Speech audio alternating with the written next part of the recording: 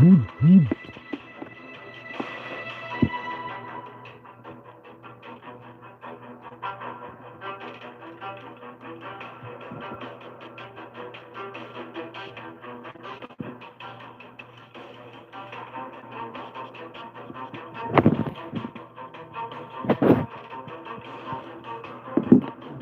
hand.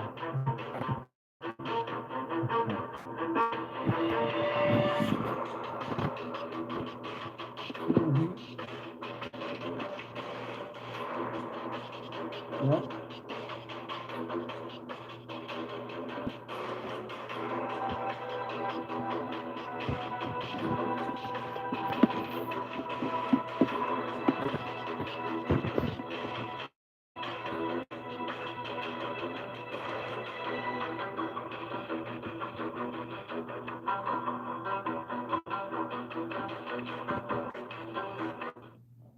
All right. Welcome to the Lawyer Henderson podcast show. Now, thumbs up, like, share, subscribe. Hit that like button. Hit that like button. Can you hear me? Today, we're talking about Queen Elizabeth II is a monarch of 15 countries. What does that mean? By James McBride. I'll give him credit. So, the fair use policy gives us the right to examine news stories. So that's what we're going to be doing now. Thumbs up, like, share, subscribe. And we'll be looking at that. So to start off, we're going to be like, hey, this is Queen Elizabeth. Right. We're going to be talking about the homegoing of Queen Elizabeth. Thank you for being a friend. Now, it goes on to say here in the article, I'll read, what is this here? What is the news report here? I'm trying to give you, credit here. It doesn't seem printed out. Well, anyway, Council on Foreign Relations. Oh, wow. I didn't know y'all do news. Council. Huh. Okay. Queen Elizabeth II is the longest serving British monarch in the history, having ascended to the throne in 1952 at the age of 25. She is also the queen of more than a dozen other independent countries that were once under direct British colonial rule. In 2021, Barbados became the latest country to sever its ties with the crown, while others follow suit, this article argues, right? So basically, she's the queen of colonialism. So where does Queen Elizabeth reign? Okay, Queen Elizabeth is not only the monarch of the United Kingdom, UK, but also of 14 other countries, including Canada and others across the Asian, Pacific, and the Caribbean.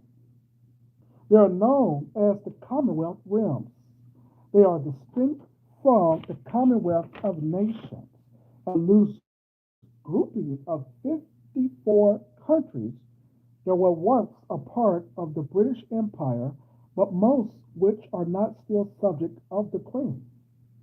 Together, there is some 150 million people in the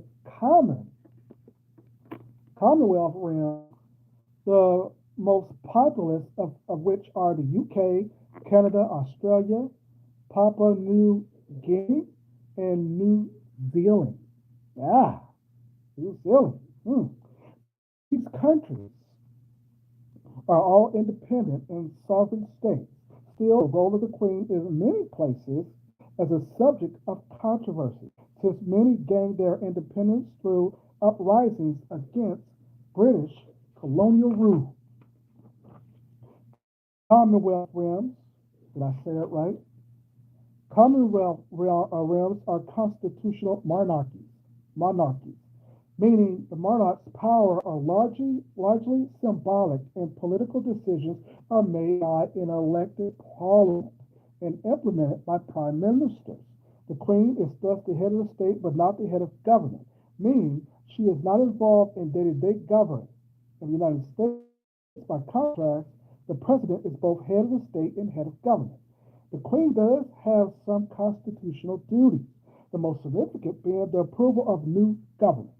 Depending on this country, she may formally approve legislation, appoint certain officials, or grant state honors.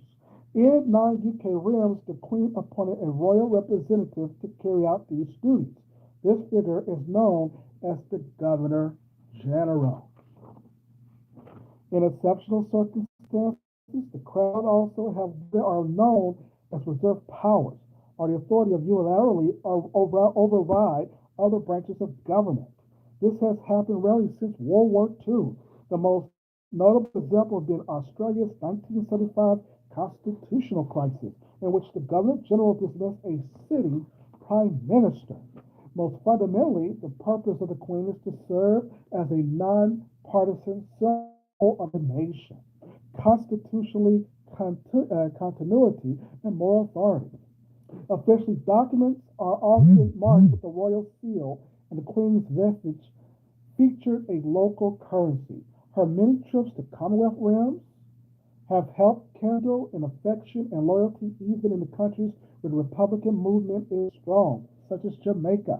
The royal family has long been a source of British soft power and diplomatic influence, through that has been undermined in some realms due to accusation by Duchess of Sussex Meghan Markle of racism within the family.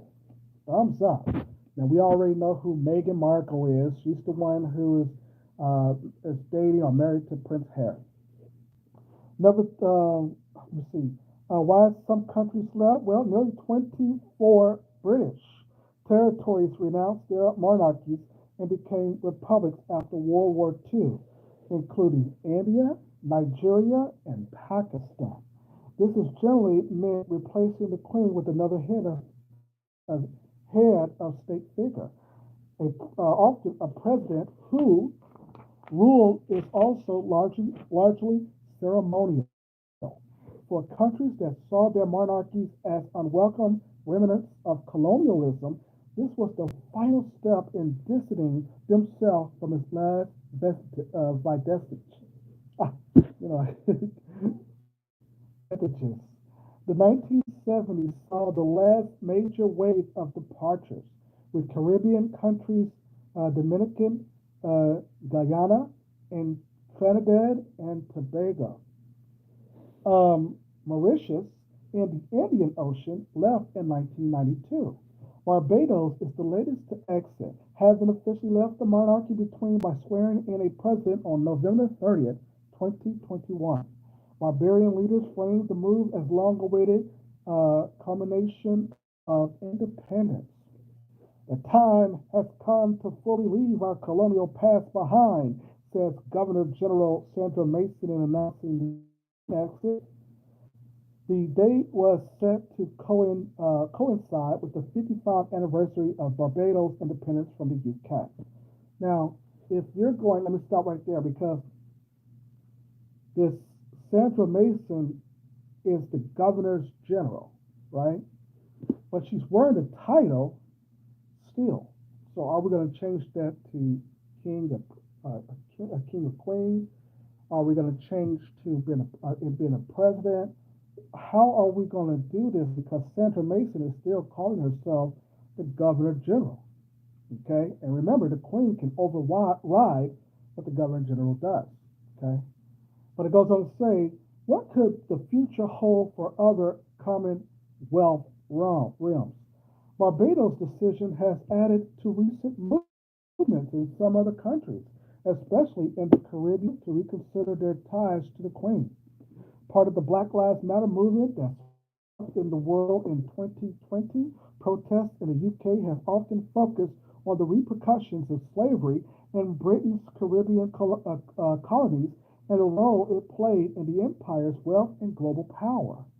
Some British companies involved in the slave trade have promised to make amends, but Barbados and the other members of the Caribbean community, CARICOM, have pressed European governments for full reparations. Jamaica, where the movement to break with the monarchy have been gaining steam, has directly petitioned Queen Elizabeth for reparations for the Crown's role in the transatlantic slave trade. And you see, that is, let's stop right there. Let me put a mark where I stopped. Now, listen to that. Listen to what the younger generation did, the younger black generation. They just admitted, this is the council